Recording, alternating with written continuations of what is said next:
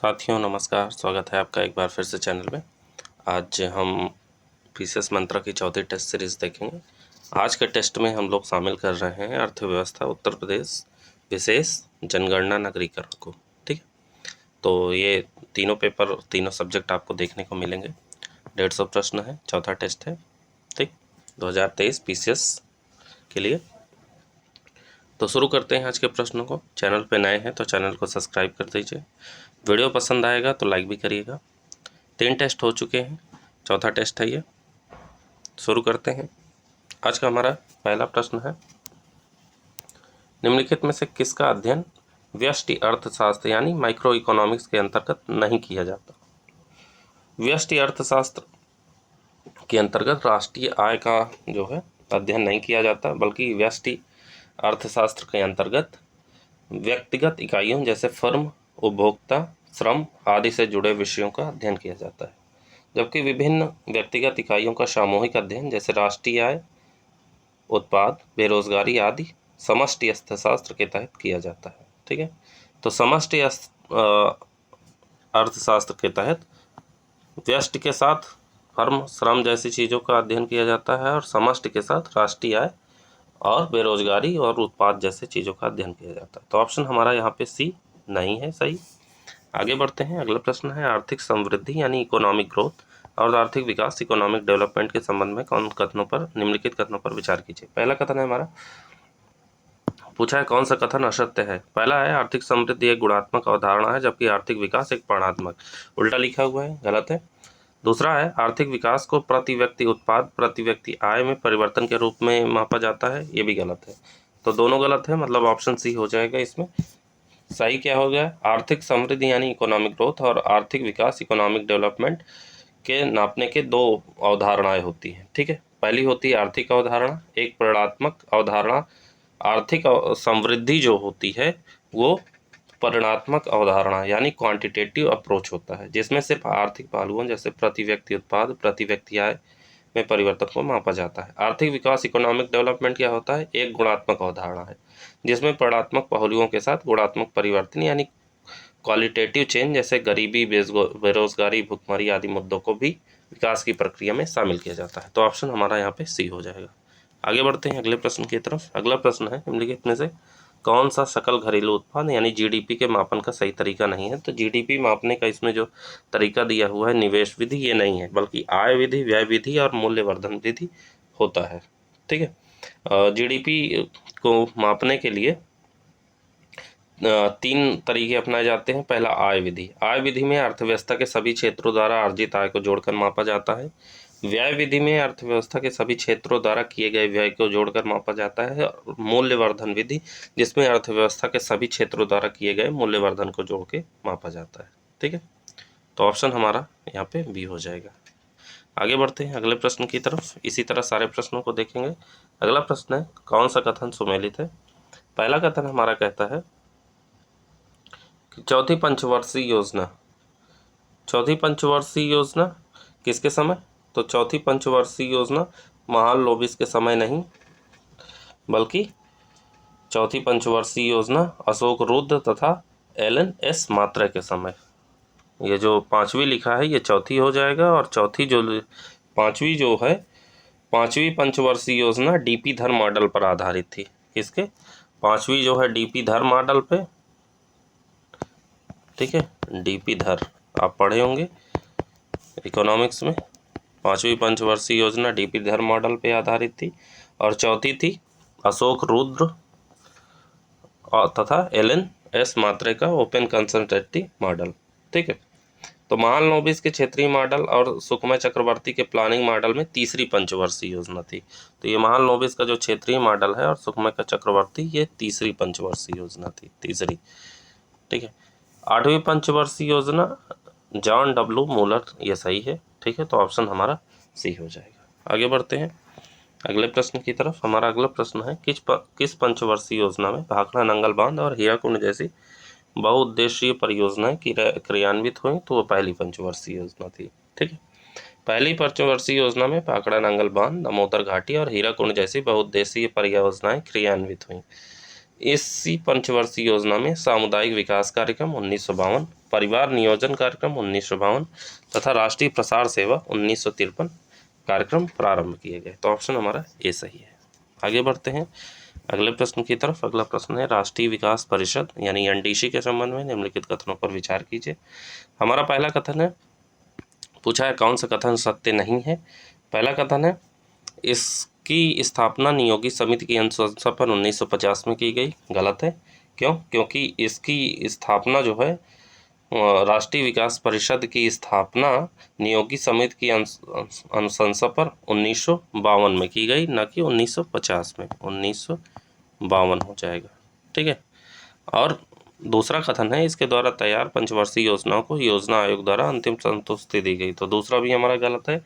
क्यों? क्योंकि नीति आयोग की स्थापना से पूर्व पंचवर्षीय योजनाओं को योजना आयोग के द्वारा तैयार किया जाता था, जिसे अंतिम संतुष्टि राष्ट्रीय विकास परिषद द्वारा प्रदान की जाती थी। यानी ऑप्शन हमारा कौन सा सही हो जाएगा? ऑप्शन सी सही हो जाएगा। ठीक, आगे बढ़ते हैं। अगला प्रश्न है नीति आयोग की सदस्यता के संबंध में क्या सही नहीं है। पहला है प्रधानमंत्री द्वारा नामित केंद्रीय मंत्रिपरिषद के अधिकतम 4 सदस्य होंगे। ठीक है। अग्रणी अनुसंधान संस्थानों में अधिकतम 3 सदस्य नहीं होते हैं, बल्कि 2 सदस्य होते हैं। कितने? 2 सदस्य। ठीक है, 2 सदस्य होंगे 3 की जगह। सी है भारत सरकार के सचिव के पद के समकक्ष व्यक्ति की मुख्य कार्यकारी अधिकारी के रूप में नियुक्ति और प्रधानमंत्री द्वारा उपाध्यक्ष की नियुक्ति यानी कैबिनेट मंत्री के समकक्ष। ये भी सही है। ठीक है, तो ऑप्शन बी हमारा यहाँ सही नहीं। अगला प्रश्न है हमारा भारत में केंद्रीकृत नियोजन के पूर्व गांधीवादी योजना किसके द्वारा प्रस्तुत की गई थी। तो गांधीवादी योजना प्रारंभ की गई थी श्रीमन नारायण द्वारा। किसके द्वारा? श्रीमन नारायण द्वारा। भारत में केंद्रीकृत नियोजन की शुरुआत के पूर्व नियोजन के विभिन्न प्रयास किए गए। मुंबई के आड़ उद्योगपतियों द्वारा 1944 में बॉम्बे प्लान प्रस्तुत किया गया तथा गांधीवादी योजना श्रीमन नारायण द्वारा 1944 में प्रस्तुत की गई, जबकि जयप्रकाश नारायण ने 1950 में सर्वोदय योजना तथा एम.एन. रॉय ने 1945 में पीपल्स प्लान प्रस्तुत किया। ठीक है, तो ऑप्शन हमारा यहाँ सी हो जाएगा। आगे बढ़ते हैं। अगला प्रश्न है निम्नलिखित में से कौन सा सूचकांक नीति आयोग द्वारा नहीं जारी किया जाता है। तो वो सूचकांक होता है स्टेट फूड सेफ्टी इंडेक्स। ठीक है, स्टेट फूड सेफ्टी इंडेक्स भारतीय खाद्य संरक्षा एवं मानक प्राधिकरण यानी FSSAI द्वारा जारी किया जाता है, जबकि अन्य 3 जो है ये composite water index management, India innovation index और SDG इंडेक्स जो है नीति आयोग द्वारा जारी किया जाता है। नीति आयोग द्वारा जारी किए जाने वाले अन्य महत्वपूर्ण और सूचकांक है जो जैसे export preparedness index, state energy index, state health index, district hospital index और साथ ही साथ स्कूल एजुकेशन क्वालिटी इंडेक्स। ये सारे नीति आयोग द्वारा जारी किए जाते हैं। ठीक है, तो स्टेट फूड सेफ्टी इंडेक्स किसके द्वारा जारी किया जाता है। तो ये जारी किया जाता है भारतीय खाद्य सुरक्षा एवं मानक प्राधिकरण FSSAI द्वारा। ठीक, FSSAI द्वारा जारी किया जाता है। ठीक, अगला प्रश्न है, आगे की तरफ बढ़ते हैं। अगला प्रश्न है मानव विकास सूचकांक SDI के बारे में कौन सा कथन असत्य है। SDI के बारे में पूछा है, कौन सा कथन असत्य है। पहला है इसका विकास प्रसिद्ध अर्थशास्त्री महबूब उल हक ने किया था। सही है। इसे UNDP द्वारा जारी किया जाता है। यह भी सही है। यह 3 सूचकांक 3 चरों यानी स्वास्थ्य, शिक्षा, जीवन स्तर पर आधारित है। यह भी सही है। भारत ने पिछले 2-3 वर्षों में SDI मूल्य में लगातार सुधार किया है। गलत है। क्यों? क्योंकि भारत के SDI मूल्य ने लगातार 2-3 वर्षों में लगातार गिरावट दर्ज की गई है। वर्ष 2019 में भारत का SDI मूल्य 0.645 था, जो कि 2020 में घटकर 0.642 तथा 2021 में जो है यह और घटकर 0.633 हो गया, जो विश्व औसत SDI मूल्य से 0.732 कम है। ठीक है, तो ऑप्शन हमारा यहाँ डी हो जाएगा। आगे बढ़ते हैं। अगला प्रश्न है बहुआयामी निर्धनता सूचकांक यानी MPI के संबंध में क्या असत्य है। तो MPI के संबंध में असत्य है इसमें इसे सर्वप्रथम 2011 में नहीं बल्कि 2000 2010 में जारी किया गया था। कब जारी किया गया था? 2010 में। ठीक है, बहुआयामी निर्धनता सूचकांक के बारे में जान लीजिए थोड़ा सा। एमपीआई को सर्वप्रथम मानव विकास रिपोर्ट 2010 में जारी किया गया था। एमपीआई में शामिल आयाम और संकेतक जैसे शिक्षा में नामांकित शिशु, स्कूलिंग वर्ष, स्वास्थ्य जैसे शिशु मृत्यु दर और कुपोषण, तथा तीसरा है जीवन निर्वाह स्तर, जिसमें खाना बनाने का ईंधन, स्वच्छता, पेयजल, आवास, विद्युत और परिसंपत्तियां शामिल होती हैं। इसमें 3 आयामों के अंतर्गत कुल 10 सूचक शामिल होते हैं। ठीक है, और इसे यूएनडीपी तथा ऑक्सफोर्ड गरीबी और मानव विकास पहल यानी ओपीएचआई द्वारा विकसित किया गया है। ठीक है, तो ऑप्शन बी हमारा यहाँ सही नहीं है। अगला प्रश्न है, विश्व निवेश रिपोर्ट किस संस्था के द्वारा जारी की जाती है? तो विश्व निवेश रिपोर्ट जो है, यहाँ से जो ऑप्शन दिया गया है ऑप्शन डी, इसमें कोई नहीं। विश्व निवेश रिपोर्ट जो होती है वो अंकटाड द्वारा जारी की जाती है, UNCTAD, अंकटाड इसे बोलते हैं। इसके अतिरिक्त e commerce index, commodities and development report, विश्व आर्थिक स्थिति और संभावना रिपोर्ट, व्यापार और विकास रिपोर्ट, Asia Pacific trend and investment report UNCTAD द्वारा जारी की जाती है। तो ऑप्शन हमारा यहाँ पे डी सही हो जाएगा। आगे बढ़ते हैं अगले प्रश्न की तरफ। अगला प्रश्न है, विश्व भुखमरी सूचकांक यानी GHI किस संस्था के द्वारा जारी किया जाता है? तो GHI जारी किया जाता है international food policy research institute यानी IFPRI द्वारा जारी किया जाता है। ठीक है, तो ऑप्शन सी सही है। अगला प्रश्न है, सकल घरेलू उत्पाद GDP की गणना में किसे शामिल नहीं किया जाता है? तो GDP की गणना में पूंजीगत लाभ को शामिल नहीं किया जाता है। ठीक, बल्कि GDP की गणना में अप्रयुक्त मध्यवर्ती वस्तुओं का स्टॉक, विदेशी पर्यटकों द्वारा किया जाने वाला व्यय और घिसावट तीनों को जो है शामिल किया जाता है। ठीक, तो ऑप्शन हमारा यहाँ डी हो जाएगा। आगे बढ़ते हैं। अगला प्रश्न है, वित्तीय वर्ष 2022-23 में भारत की रियल GDP का आकार कितना है? तो इसके रियल GDP का आकार जो है 157.60 लाख करोड़ रुपए। ठीक है, तो ऑप्शन हमारा यहाँ बी हो जाएगा। अगला प्रश्न है, निम्नलिखित में से कौन सी पंचवर्षीय योजना अपनी निर्धारित अवधि से पूर्व ही समाप्त कर दी गई? तो ये थी जो है ऑप्शन डी यहाँ पे हो जाएगा, वो थी 5वीं पंचवर्षीय योजना। 5वीं पंचवर्षीय योजना 1 अप्रैल 1974 से 31 मार्च 1979 पर अपनी निर्धारित अवधि से 1 वर्ष पूर्व ही यानी वर्ष 1978 में समाप्त कर दी गई। यह योजना DP धर मॉडल पर आधारित थी, जिसकी मुख्य प्राथमिकता गरीबी उन्मूलन के साथ आत्मनिर्भरता प्राप्त करना था। तो ऑप्शन हमारा यहाँ पे डी हो जाएगा। आगे बढ़ते हैं अगले प्रश्न की तरफ। हमारा अगला प्रश्न है, निम्नलिखित में से किसे राष्ट्रीय आय भी कहा जाता है? तो राष्ट्रीय आय कहा जाता है सकल राष्ट्रीय उत्पाद यानी GNP को, ग्रॉस नेशनल प्रोडक्ट को भी राष्ट्रीय आय कहा जाता है, जिसमें सकल घरेलू उत्पाद में शुद्ध विदेशी आय को जोड़ दिया जाता है, अर्थात किसी देश के नागरिकों द्वारा देश की सीमा के अंदर अथवा बाहर उत्पादित की गई अंतिम वस्तुओं तथा सेवाओं के सकल मूल्य को राष्ट्रीय आय कहा जाता है। यानी GNP बराबर GDP plus X minus M।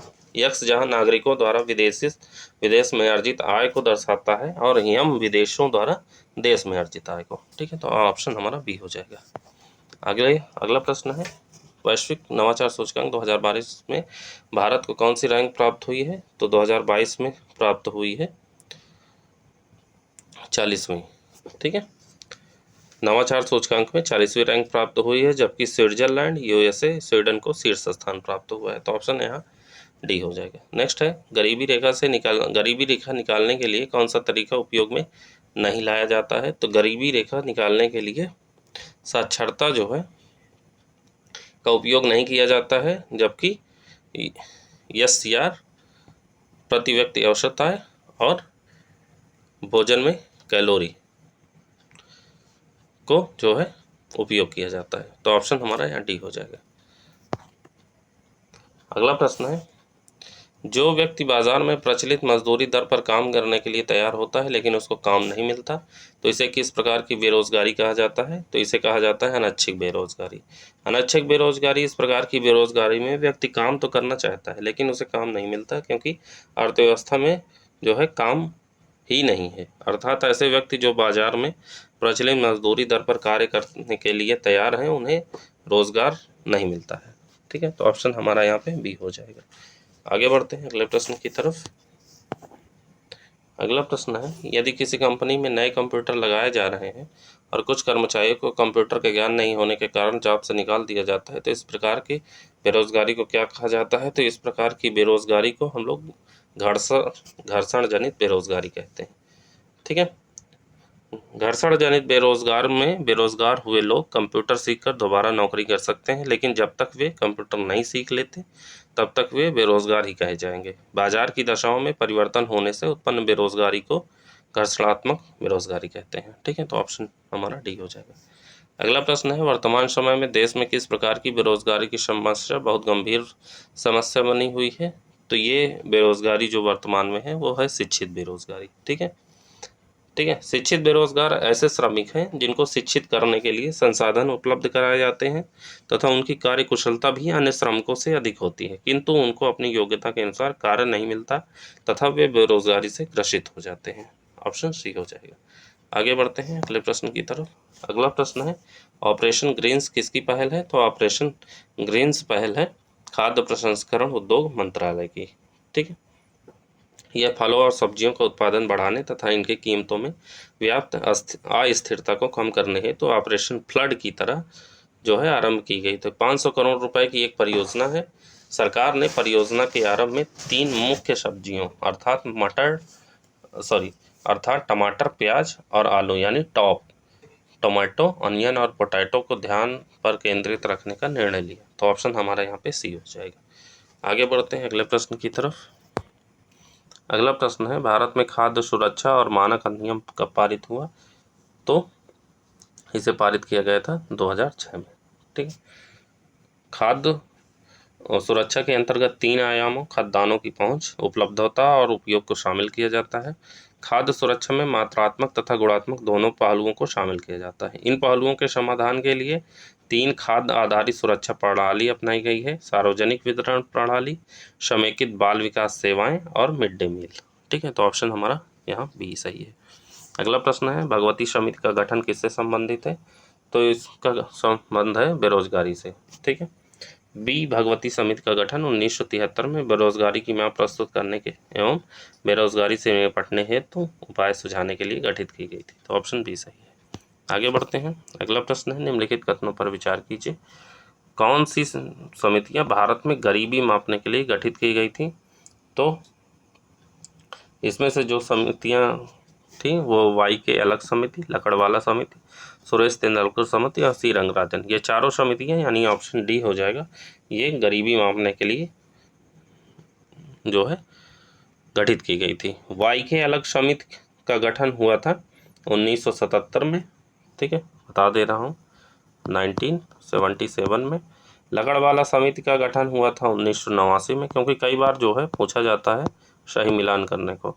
Tendulkar समिति का गठन हुआ था 2005 में और सी रंगराजन समिति का गठन हुआ था 2012 में। कभी कभी ऐसे पूछ लेता है कि जो है सही मिलान करिए, या पूछ लेता है क्रम से सजाइए। ठीक है, काल क्रमानुसार कौन सी समितियां पहले कौन सी बाद में। तो देख लीजिए, वाई के अलग समिति 1977, लकड़वाला समिति 1989, सुरेश तेंदुलकर समिति 2005 और सी रंगराजन समिति 2012। तो ऑप्शन हमारा डी हो जाएगा। आगे बढ़ते हैं। अगला प्रश्न है, निम्नलिखित कथनों में कौन सा कथन असत्य है? ठीक है, असत्य कथन बताना है। पहला है कि लॉरेंस वक्र आय में विषमता दर्शाता है, बिल्कुल सही है। गिनी गुणांक का अधिकतम मान 1 और न्यूनतम मान 0 होता है, यह भी सही है। तेंदुलकर समिति ने ग्रामीण एवं शहरी क्षेत्रों के लिए क्रमशः 2400 एवं 2100 कैलोरी प्रति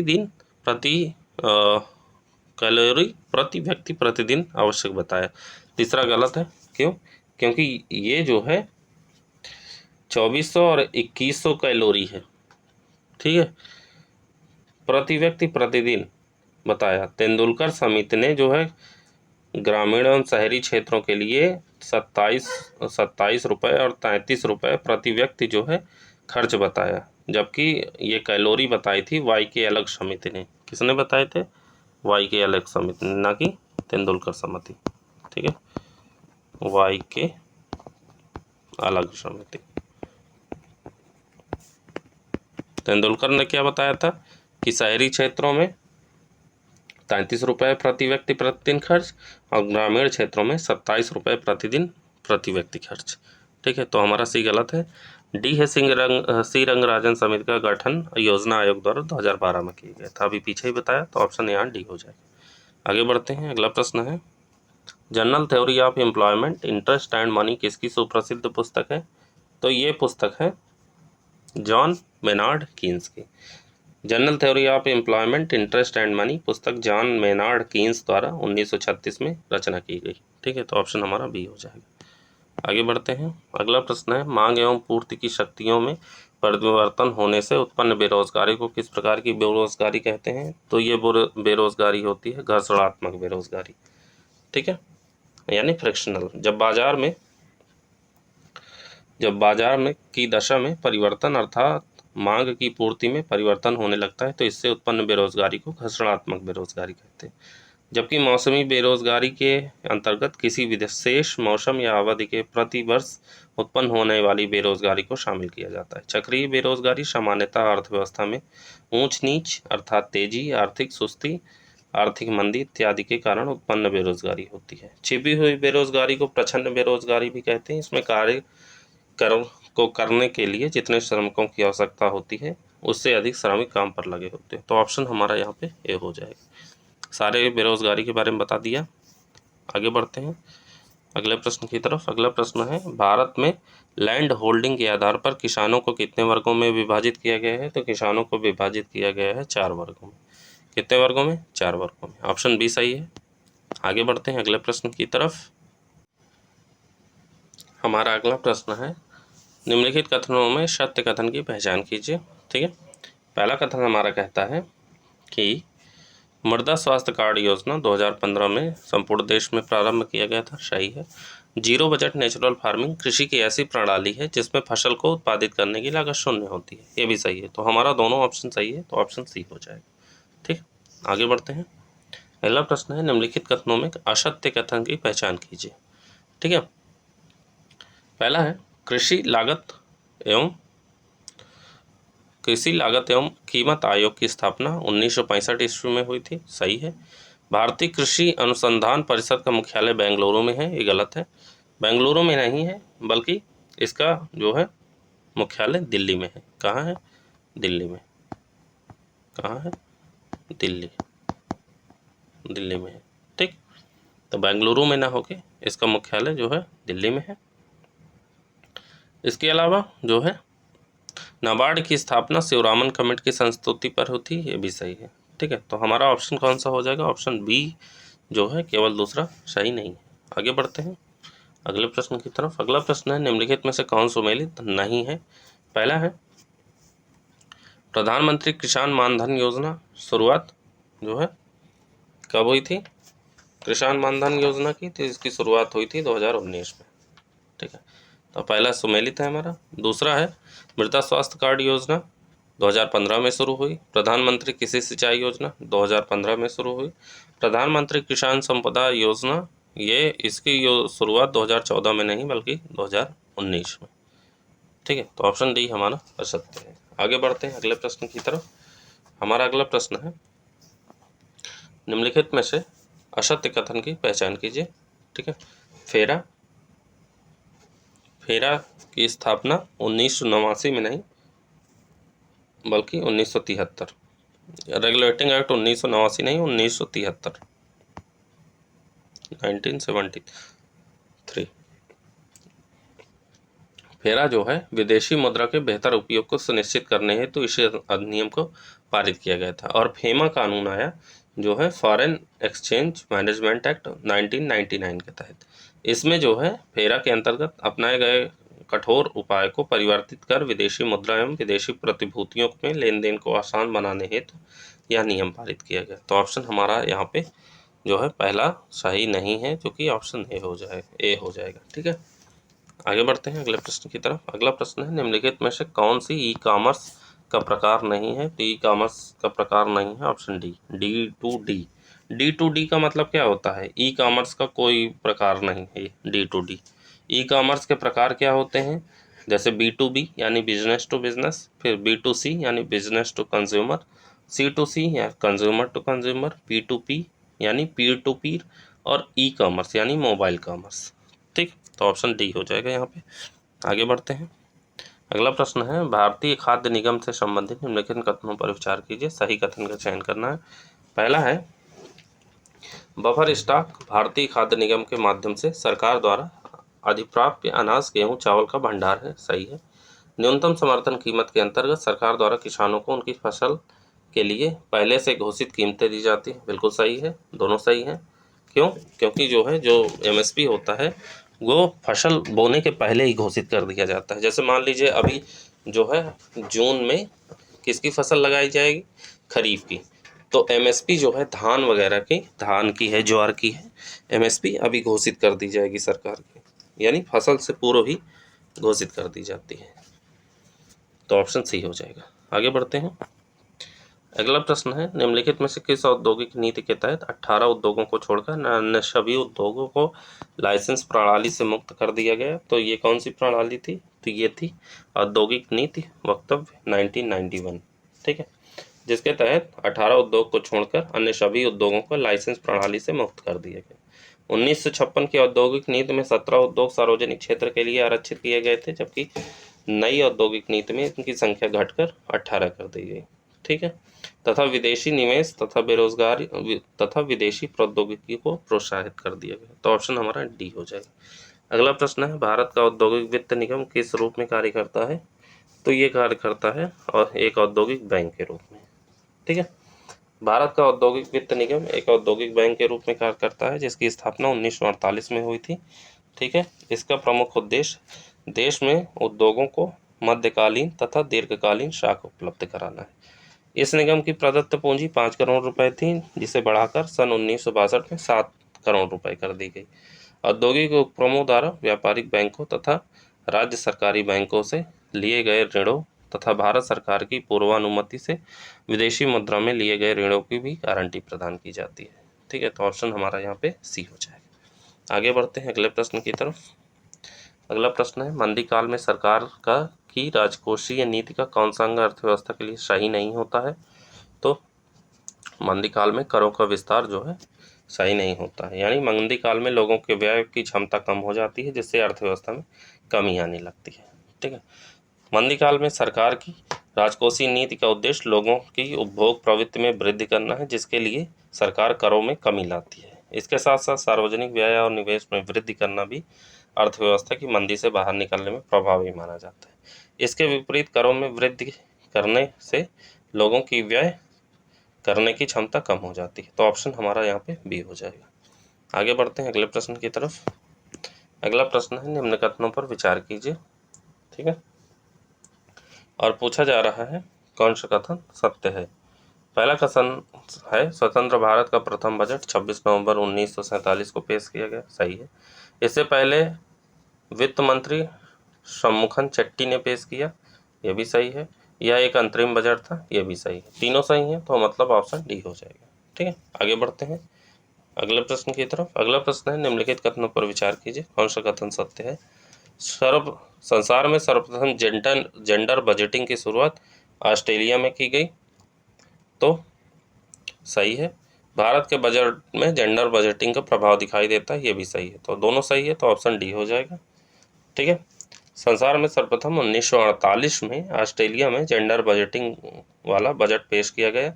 लैंगिक समानता के लिए कानूनी प्रावधानों के अलावा किसी देश के बजट में महिला नारी सशक्तिकरण तथा शिशु कल्याण के लिए किए जाने वाले धन आवंटन के उल्लेख को जेंडर बजटिंग कहा जाता है। ठीक है, तो ऑप्शन हमारा यहाँ पे डी हो जाएगा, दोनों सही है। आगे बढ़ते हैं। अगला प्रश्न है, कार्य के परिणामों को आधार बनाकर निर्मित होने वाले बजट को क्या कहते हैं? तो कार्य के परिणामों को आधार बनाकर जो बजट निर्मित किया जाता है उसे निष्पादन बजट कहते हैं। क्या कहते हैं? निष्पादन बजट कहते हैं। कार्य के परिणामों को आधार बनाकर निर्मित होने वाले बजट को निष्पादन बजट कहते हैं। यह बजट सरकारी प्रचलन के कार्यों, कार्यक्रमों, परियोजनाओं को पेश करने की कार्यविधि है, जो लक्ष्योन्मुखी होने के साथ साथ उद्देश्य परक प्रणाली पर आधारित होता है। इसमें आय व्यय के साथ कार्य निष्पादन को मूल्यांकन का आधार बनाया जाता है। निष्पादन बजट की अगर बात की जाए तो सर्वप्रथम हूपर आयोग की सिफारिश पर अमेरिका में 1951 में शुरू हुआ। भारत में इस प्रणाली को 1968 से अपनाया गया है। ठीक है, तो ऑप्शन हमारा सी हो जाएगा। आगे बढ़ते हैं। अगला प्रश्न है, निम्नलिखित कथनों पर विचार कीजिए, कौन सा कथन असत्य है। पहला है जो है प्रत्यक्ष कर भारित व्यक्ति पर देय द्वारा देय होते हैं, पहला असत्य है। दूसरा है जीएसटी एक प्रत्यक्ष कर है, दूसरा भी जो है गलत है, यानी दोनों गलत है, ऑप्शन डी हो जाएगा। ठीक है, दोनों गलत है। आगे बढ़ते हैं अगले प्रश्न की तरफ। अगला प्रश्न है, निम्न में से कौन सी मद सरकार के राजस्व व्यय के अंतर्गत शामिल नहीं की जाती है। तो सरकार के राजस्व व्यय के अंतर्गत शामिल नहीं की जाती है भूमि अधिग्रहण। ठीक है, तो राजस्व व्यय जो सरकार का राजस्व व्यय में जो मदें शामिल की जाती हैं, जिनमें जो है कोई भौतिक और वित्तीय परिसंपत्तियों का निर्माण नहीं होता, इनमें इन खर्चों का संबंध सरकारी विभागों के संचालन, विभिन्न सेवाओं, सरकारी ऋण पर ब्याज आदि से है। ब्याज भुगतान राज्यों को केंद्र द्वारा योजनाओं के लिए दी गई सहायता, प्रतिरक्षा सेवाएं आदि राजस्व व्यय का हिस्सा है, जबकि भूमि अधिग्रहण पूंजीगत व्यय का हिस्सा है। पूंजीगत व्यय वो व्यय है जिसके फलस्वरूप भौतिक व वित्तीय परिसंपत्तियों का निर्माण होता है। ठीक है, तो ऑप्शन हमारा यहाँ डी हो जाएगा। अगला प्रश्न है, सेवा कर की शुरुआत किस समिति की सिफारिश पर की गई। तो सेवा कर की शुरुआत राजा चेचलैया समिति की सिफारिश पर की गई थी 1994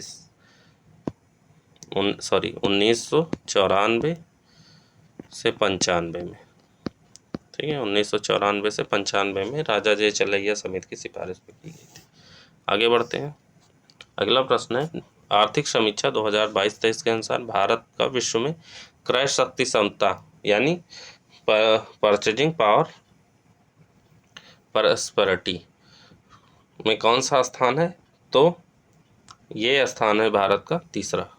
ठीक है, आर्थिक समीक्षा 2022-23 के अनुसार भारत का विश्व में क्रय शक्ति क्षमता में तीसरा स्थान है। इसमें चीन का प्रथम और अमेरिका का दूसरा स्थान है। क्रय शक्ति क्षमता वह दर है जिस पर प्रत्येक देश में सामान और सेवाओं की समान मात्रा में खरीदने के लिए एक देश की मुद्रा को दूसरे देश की मुद्रा में परिवर्तित करना होगा। ठीक है, तो ऑप्शन हमारा यहाँ पे सी हो जाएगा। आगे बढ़ते हैं। अगला प्रश्न है, भारत ने कब तक निवल शून्य उत्सर्जन के लक्ष्य को हासिल करने के लिए निवल शून्य प्रतिबद्धता की घोषणा की है। तो ये है 2070। ठीक है, ऑप्शन डी सही है। ये चर्चा में भी रहा है, जानते ही हैं, तो याद रखिएगा, ऑप्शन डी हो जाएगा। अगला प्रश्न है, निम्न में से किस अवधि के लिए भारत सरकार द्वारा ट्रेजरी बिल जारी नहीं किए जाते हैं। तो ट्रेजरी बिल जारी नहीं किए जाते हैं 464 दिन, बल्कि ट्रेजरी बिल जारी किए जाते हैं 91 दिन, 364 दिन और 182 दिन। ठीक है, ट्रेजरी बिल भारत सरकार या किसी देश के केंद्रीय प्राधिकरण द्वारा लघु अवधि यानी 1 वर्ष तक उधार देने वाले उपकरण है, जो निवेशकों को अपने बाजार जोखिम को कम करते हुए अल्पकालिक अधिशेष धन को पार्क करने में सक्षम बनाते हैं। उन्हें भारतीय रिजर्व बैंक यानी आरबीआई द्वारा नियमित अंतराल पर नीलाम किया जाता है और अंकित मूल्य पर छूट पर जारी किया जाता है। भारत में पहली बार ट्रेजरी बिल 1917 में जारी किया गया। ठीक है, 1917 में पहली बार जारी किया गया था, ये जरूर याद रखिएगा। ठीक है, तो ऑप्शन हमारा यहाँ पे डी हो जाएगा। आगे बढ़ते हैं। अगला प्रश्न है, कम से कम कितने मूल्य से अधिक वस्तुओं या माल के ट्रांसपोर्ट के लिए ई वे बिल जारी किए जाते हैं। तो ये जारी किए जाते हैं 50,000 से अधिक। ठीक है, ई वे बिल एक तरह का इलेक्ट्रॉनिक बिल है जो कंप्यूटर पर बनता है। जीएसटी सिस्टम के तहत किसी भी सामान को एक जगह से दूसरी जगह पर भेजने के लिए उस सामान का ऑनलाइन बिल तैयार किया जाता है। यह बिल जीएसटी पोर्टल पर दर्ज हो जाता है। जीएसटी प्रणाली के अंतर्गत 50,000 से अधिक मूल्य की वस्तु को 10 किलोमीटर से अधिक दूरी तक ले जाने के लिए ई वे बिल जारी किए जाते हैं। वर्तमान को इसे स्वर्ण से बाहर रखा गया है, यानी सोना अगर 10 किलोमीटर से अधिक जाएगा 50,000 रुपये से अधिक का, तो उस पर ई वे बिल नहीं बनता है। तो ऑप्शन हमारा यहाँ पे डी हो जाएगा। आगे बढ़ते हैं। अगला प्रश्न है, राजकोषीय उत्तरदायित्व एवं बजट प्रबंधन अधिनियम कब से प्रभाव में आया। तो ये प्रभाव में आया था 2004 से। सरकार की राजकोषीय व्यवस्था को में अनुशासन लाने के लिए सरकारी खर्च तथा घाटे जैसे कारकों पर नज़र रखने के लिए राजकोषीय जवाबदेही एवं बजट प्रबंधन यानी FRPM कानून को 2003 में तैयार किया गया था तथा जुलाई 2004 में इसे प्रभाव में लाया गया था। ठीक है, तो ऑप्शन हमारा यहाँ पे सी हो जाएगा। अगला प्रश्न है, चालू खाते के दृश्य व्यापार में शामिल होता है, तो वस्तुओं का लेन देन शामिल होता है। ठीक है, भुगतान संतुलन के चालू खाते में दृश्य और अदृश्य आयात और निर्यात कीमतों को शामिल किया जाता है। दृश्य व्यापार से अभिप्राय वस्तुओं के लेन देन से होता है। दृश्य व्यापार के अंतर्गत सभी आयात निर्यात की जाने वाली वस्तुओं के मूल्यों का लेखबद्ध किया जाता है, जबकि अदृश्य मदों के अंतर्गत सभी प्रकार की सेवाओं के आयात और निर्यात का विवरण शामिल किया जाता है। तो ऑप्शन हमारा यहाँ पे ए हो जाएगा। ठीक, आगे बढ़ते हैं। अगला है, मोस्ट फेवर्ड नेशन का संबंध किस संस्था से है? तो मोस्ट फेवर्ड नेशन का संबंध विश्व व्यापार संगठन से है, WTO से है, जिसमें जो है सामान्य शुल्क और व्यापार समझौते के अंतर्गत प्रदान की जाने वाली सुविधा ही है। मोस्ट फेवर्ड नेशन यानी जो है एक खास दर्जा होता है, यह दर्जा व्यापार में सहयोगी राष्ट्रों को दिया जाता है। ठीक है, तो ऑप्शन हमारा ए है। अगला प्रश्न है, बजट 2023-24 की 7 प्राथमिकताओं में कौन शामिल नहीं है? तो इसमें शामिल नहीं किया गया है महिला सशक्तिकरण को। महिला सशक्तिकरण को शामिल नहीं किया गया है, बल्कि जो जो शामिल किया गया है वो एक बार जान लीजिए, ध्यान से सुन लीजिए, क्योंकि यह प्रश्न आएगा। तो बजट 2023-24 अमृतकाल का पहला बजट है जो सतत प्राथमिकताओं द्वारा निर्देशित होता है। इन प्राथमिकताओं को बजट में सप्तऋषि कहा गया है, जो 7 इस प्रकार हैं: समावेशी विकास, अंतिम व्यक्ति तक पहुंचना, अवसंरचना एवं निवेश, सक्षमता को सामने लाना, हरित विकास, युवा शक्ति और वित्तीय क्षेत्र। ठीक है, तो ऑप्शन हमारा यहाँ पे बी जो है सही नहीं है। आगे बढ़ते हैं। अगला प्रश्न है, हाल ही में बजट 2023 के अंतर्गत केंद्रीय वित्त मंत्री द्वारा घोषित मिष्टी योजना का संबंध किससे है? तो मिष्टी योजना का संबंध है मैंग्रोव वृक्षारोपण से। ठीक है, ये इंपॉर्टेंट क्वेश्चन है, जरूर याद करके जाइएगा। ठीक है, मिष्टी योजना की घोषणा 2023 के बजट में की गई।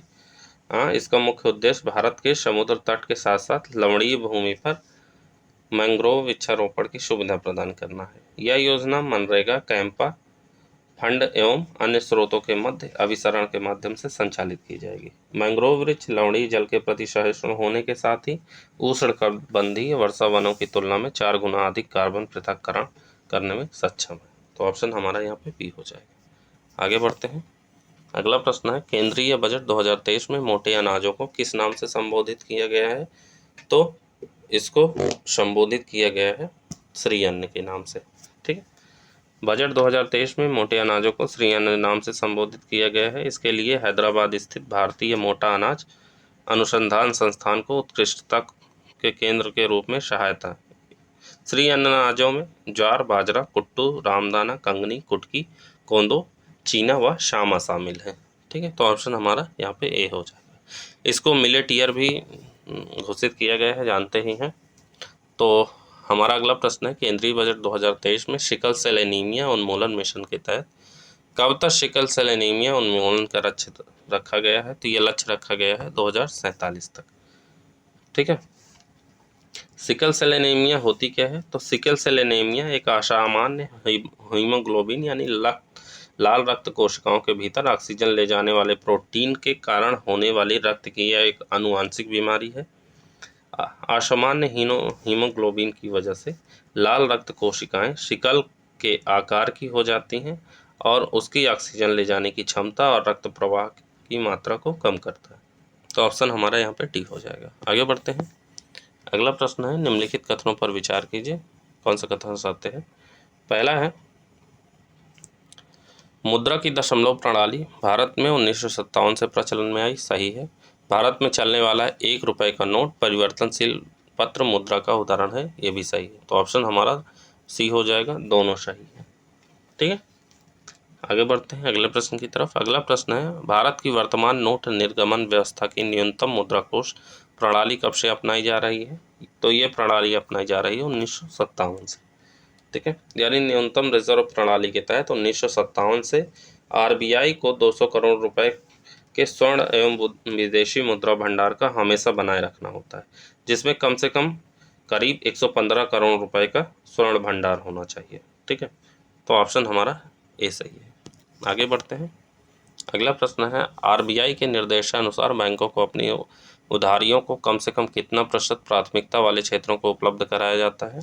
तो ये उपलब्ध कराया जाता है 40%। कितना? 40%। ऑप्शन सी सही है।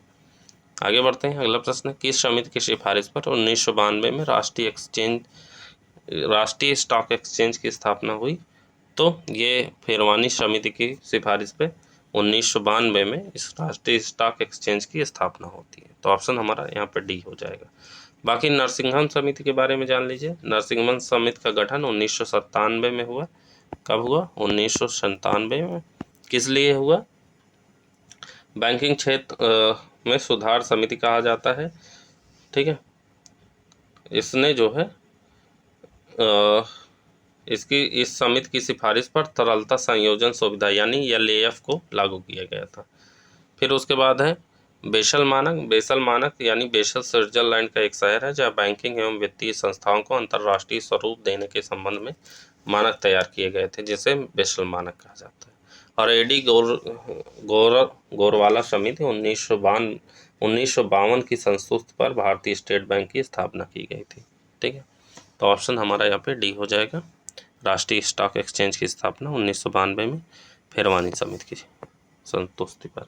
अगला प्रश्न है, त्वरित सुधारात्मक कार्यवाही यानी प्रॉम्प्ट करेक्टिव एक्शन फ्रेमवर्क किस प्रकार के वित्तीय संस्थाओं की स्थिति में सुधार लाने के लिए प्रारंभ किया जाता है? तो यह प्रारंभ किया जाता है कमजोर वित्तीय स्वास्थ्य वाले वाणिज्यिक बैंकों। ठीक है, ऑप्शन डी सही हो जाएगा। अगला प्रश्न है, वर्ष 2020 में घोषित कृषि अवसंरचना के कुल अंतर्गत कुल ऋण वितरण का लक्ष्य है। तो ये लक्ष्य रखा गया है 1 लाख करोड़ रुपए। ठीक है, वित्तीय वर्ष 2020 से लेके 2029 तक यानी 10 वर्ष के लिए बैंक और वित्तीय संस्थाओं के द्वारा 1 लाख करोड़ रुपए के ऋण के रूप में व्यवहार कृषि परियोजनाओं में निवेश के लिए मध्यम लंबी अवधि के ऋण वित्त पोषण के लिए कृषि अवसंरचना कोष की स्थापना की गई है। ठीक है, तो ऑप्शन बी हो जाएगा। आगे बढ़ते हैं अगले प्रश्न की तरफ। अगला प्रश्न है, मौद्रिक नीति समिति का अध्यक्ष कौन होता है? तो मौद्रिक नीति समिति का अध्यक्ष होता है भारत का रिजर्व बैंक का गवर्नर। ठीक है, इसका जो है अध्यक्ष कौन होता है? भारतीय रिजर्व बैंक का गवर्नर होता है। ठीक है, तो ऑप्शन ए सही है। अगला है, government e market place GeM portal किसके अधीन कार्य करता है? तो जेम पोर्टल कार्य करता है प्रधानमंत्री कार्यालय के अंतर्गत। ठीक है, इसकी स्थापना निगरानी प्रत्यक्ष रूप से प्रधानमंत्री कार्यालय द्वारा की जाती है। Government e market place, option D सही है। अगला प्रश्न है, राष्ट्रीय निवेश कोष के संदर्भ में जिसमें विनिवेश की राशि भेजी जाती है निम्नलिखित कथनों पर विचार कीजिए, कौन से कथन सही है? पहला है कि राष्ट्रीय निवेश कोष में संपत्ति का प्रबंधन केंद्रीय वित्त मंत्रालय द्वारा किया जाता है। गलत है, इसका प्रबंधन केंद्रीय वित्त मंत्रालय द्वारा नहीं किया जाता है, बल्कि भारत सरकार द्वारा नवंबर 2005 में इसका गठन किया गया था। ठीक है, तो पहला हमारा गलत है। दूसरा है, राष्ट्रीय निवेश कोष को भारत संचयी नीति में रखा जाना है, तो दूसरा भी हमारा गलत है। क्यों? क्योंकि यह केंद्रीय सार्वजनिक क्षेत्र के उद्यमों के विनिवेश से प्राप्त आय को प्रणालीबद्ध करने के लिए निर्धारित किया गया था। एनआईएफ का कोष स्थायी प्रकृति का होता है। ठीक है, तीसरा है, कुछ एसेट मैनेजमेंट कंपनियों को फंड मैनेजर के रूप में नियुक्त किया जाता है। तीसरा हमारा सही है।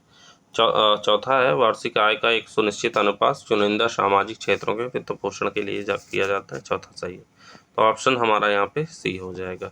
सी सही है। ठीक है, आगे बढ़ते हैं अगले प्रश्न की तरफ। अगला प्रश्न है, इनमें से कौन सी समिति बैंकिंग क्षेत्र की समस्याओं से संबंधित नहीं है? तो बैंकिंग क्षेत्र जो है ताराकुंडे समिति संबंध नहीं। ताराकुंडे समिति जो है भारत में चुनाव सुधार के लिए बनाई गई थी। ताराकुंडे समिति चुनाव सुधार के लिए। बाकी जो है दंतवाला, केलकर और खुसरो समिति जो है की स्थापना बैंकिंग क्षेत्र की समस्याओं से संबंधित है। ठीक है, तो ऑप्शन हमारा ए हो जाएगा। अगला प्रश्न है, बीमा नियमन एवं विकास प्राधिकरण इरडा का गठन कब किया गया था? तो इरडा का गठन किया गया था 2000 में, सन 2000 में। ऑप्शन बी सही है। आगे बढ़ते हैं अगले प्रश्न की तरफ। अगला प्रश्न है, देश में बीमा क्षेत्र का निजीकरण किस समिति की सिफारिश पर किया गया था? तो ये समिति थी मल्होत्रा समिति। कौन सी समिति? मल्होत्रा समिति। ठीक है, तो ऑप्शन हमारा सी हो जाएगा। अगला है, किस समिति ने 1 जनवरी 2026 से गैस मूल्य निर्धारण पर मूल्य निर्धारण स्वतंत्रता की सिफारिश की थी? तो ये किरीट पारिक समिति। किरीट पारिक समिति ने हाल ही में अपनी एक रिपोर्ट प्रस्तुत की है। इस समिति के अनुसार 1 जनवरी 2026 से भारत में पारंपरिक क्षेत्रों से निकाली गई प्राकृतिक गैस का पूरी तरह से मुक्त और बाजार द्वारा मूल्य निर्धारित होगा। ठीक है, तो ऑप्शन हमारा ए सही है। आगे बढ़ते हैं अगले प्रश्न की तरफ। अगला प्रश्न है, विश्व का सबसे पहला संगठित शेयर बाजार कहाँ स्थापित किया गया था? तो ये शेयर बाजार स्थापित किया गया था एम्स्टर्डम में। ठीक है, विश्व का सबसे पहला संगठित शेयर बाजार 1602 में, कब? 1602 में नीदरलैंड के एम्स्टर्डम में स्थापित किया गया था। तो ऑप्शन हमारा यहाँ पे बी सही हो जाएगा। आगे बढ़ते हैं अगले प्रश्न की तरफ। हमारा अगला प्रश्न है, निम्नलिखित में से किस योजना या अधिवेशन का संबंध विश्व बैंक और अंतर्राष्ट्रीय मुद्रा कोष की स्थापना से नहीं है? तो इसमें से हो जाएगा मनीला सम्मेलन। मनीला सम्मेलन जो है इससे संबंधित नहीं है, बल्कि एशियाई विकास बैंक का मुख्यालय फिलीपींस की राजधानी मनीला में है। ठीक है, तो ऑप्शन हमारा डी हो जाएगा। आगे बढ़ते हैं। अगला प्रश्न है, विश्व बैंक और अंतर्राष्ट्रीय मुद्रा कोष के बीच अंतर से संबंधित कथनों पर विचार कीजिए।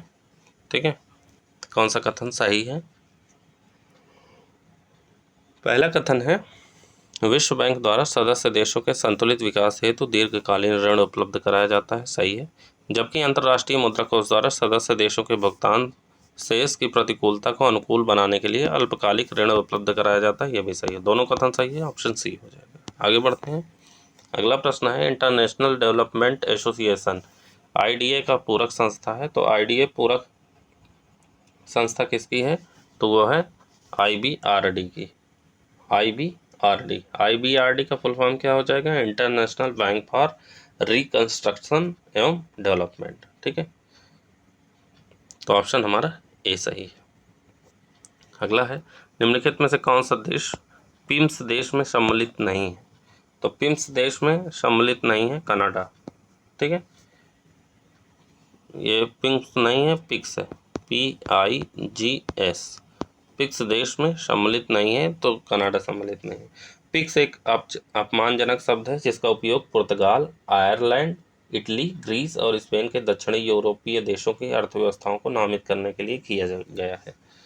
2009 से 2014 के यूरोपीय ऋण संकट के दौरान ये 5 यूरोपीय संघ के सदस्य राज्य अपने सरकारी ऋण को पुनर्वित्त करने या अति ऋणग्रस्त बैंकों को उबारने के लिए संघर्ष कर रहे थे। तो ऑप्शन हमारा डी हो जाएगा।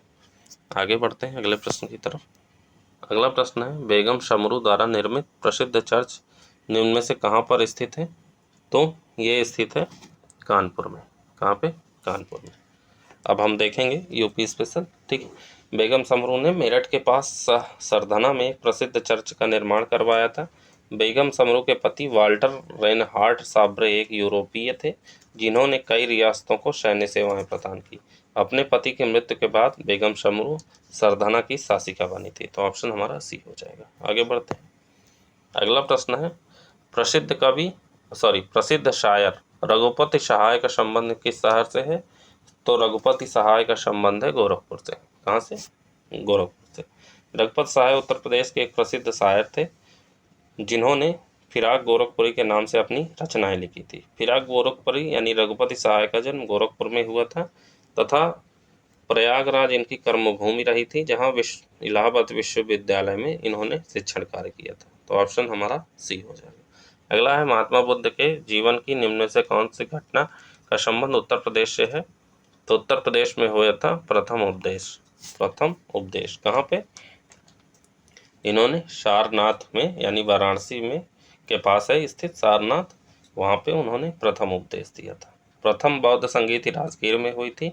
महात्मा बुद्ध को महापरिनिर्वाण की प्राप्ति भी उत्तर प्रदेश में स्थित कुशीनगर में हुई थी।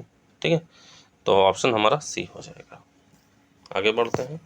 अगला प्रश्न है, कलिंजर का किला निम्न में से किस जिले से संबंधित है? तो कलिंजर का किला जो है बांदा जिले से संबंधित है। कलिंजर का किला बुंदेलखंड की ऐतिहासिक एवं सामरिक दृष्टि से महत्वपूर्ण जिला है। यह उत्तर प्रदेश के बांदा जिले में अवस्थित है। वर्ष 1569 में अकबर ने इस किले को जीतकर बीरबल को उपहार स्वरूप दे दिया था। ठीक है, तो ऑप्शन सही हो जाएगा। अगला प्रश्न है, निम्नलिखित युग्मों में से कौन सा सुमेलित नहीं है? तो इसमें से हमारा 84 गुंबद बरेली में नहीं बल्कि जालौन में है। कहाँ पे? जालौन में। 84 गुंबद कहाँ है? जालौन में। जामा मस्जिद मुरादाबाद में, बौद्ध स्तूप कुशीनगर में और कामतगिरी पर्वत चित्रकूट में। बाकी तीनों सही हैं, तो ऑप्शन बी हमारा यहाँ सही नहीं है। आगे बढ़ते हैं। अगला प्रश्न है, निम्नलिखित कथनों पर विचार कीजिए, कौन सा कथन सही है? पहला है, उत्तर प्रदेश के प्रथम राज्यपाल के.एम. मुंशी थे। पहला हमारा सही है। दूसरा है, उत्तर प्रदेश के प्रथम मुख्यमंत्री गोविंद वल्लभ पंत थे। दूसरा हमारा गलत है, क्योंकि उत्तर प्रदेश के जो है प्रथम मुख्यमंत्री गोविंद वल्लभ पंत थे। मुख्यमंत्री उत्तर प्रदेश की प्रथम महिला मुख्यमंत्री सुचेता कृपलानी थी। ठीक, और प्रथम राज्यपाल जो है के.एम. मुंशी थे। उत्तर प्रदेश की प्रथम राज्यपाल श्रीमती सरोजनी नायडू थी, जो भारत की प्रथम महिला राज्यपाल भी थी। तो उत्तर प्रदेश के प्रथम राज्यपाल कौन रहे हैं? सरोजनी नायडू। पहला हमारा गलत है, दूसरा सही है, तो ऑप्शन बी हो जाएगा। ठीक है, उल्टा मैंने बता दिया। दूसरा हमारा जो है सही है, पहला गलत है। राज्यपाल कौन रहे हैं? सरोजनी नायडू। तो ऑप्शन हमारा यहाँ पे बी सही हो जाएगा, दूसरा सही है। ठीक, आगे बढ़ते हैं। अगला प्रश्न है, कानपुर देहात जिले का मुख्यालय निम्नलिखित में से कौन है? तो कानपुर जिले का मुख्यालय जो है, कानपुर देहात जिले का मुख्यालय यह है अकबरपुर माती। कहाँ है? अकबरपुर माती। जबकि अकबरपुर अंबेडकर नगर जिले का मुख्यालय है। सिद्धार्थ नगर का मुख्यालय नावगढ़ है और कुशीनगर का मुख्यालय पडरौना है। ठीक है, तो ऑप्शन हमारा बी हो जाएगा। अगला प्रश्न है, लखनऊ जिले की सीमा निम्नलिखित में से किस जिले को स्पर्श नहीं करती है? तो लखनऊ जिले की सीमा स्पर्श नहीं करती है बलिया को। किसको? बलिया को। ऑप्शन हमारा बी हो जाएगा। आगे बढ़ते हैं अगले प्रश्न की तरफ। अगला प्रश्न है, क्षेत्रफल के अनुसार उत्तर प्रदेश का सबसे छोटा जिला निम्न में से कौन सा है? तो उत्तर प्रदेश का सबसे छोटा जिला है हापुड़। कौन सा? हापुड़। क्षेत्रफल के अनुसार उत्तर प्रदेश का सबसे छोटा जिला हापुड़ है, जिसका क्षेत्रफल लगभग 660 वर्ग किलोमीटर है। ठीक है, क्षेत्रफल के अनुसार उत्तर प्रदेश का सबसे बड़ा जिला लखीमपुर खीरी है।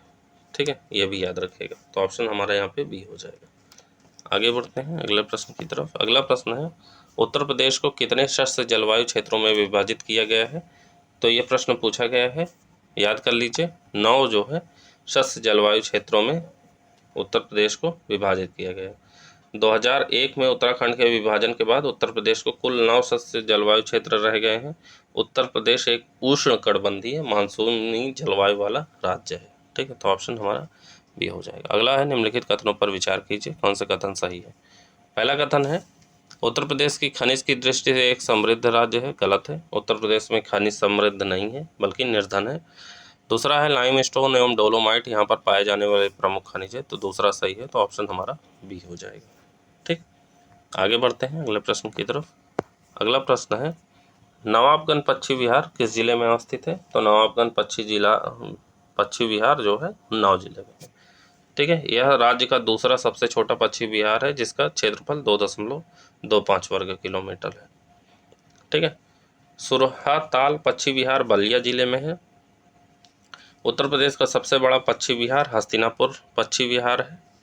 उसके अलावा बखीरा पश्चिम विहार सिद्धार्थनगर जिले में है। ठीक है, तो ऑप्शन हमारा यहाँ डी हो जाएगा। अगला है, निम्नलिखित में से किस जिले में मार मृदा पाई जाती है? तो मार मृदा पाई जाती है झांसी में। कहाँ पे? झांसी में।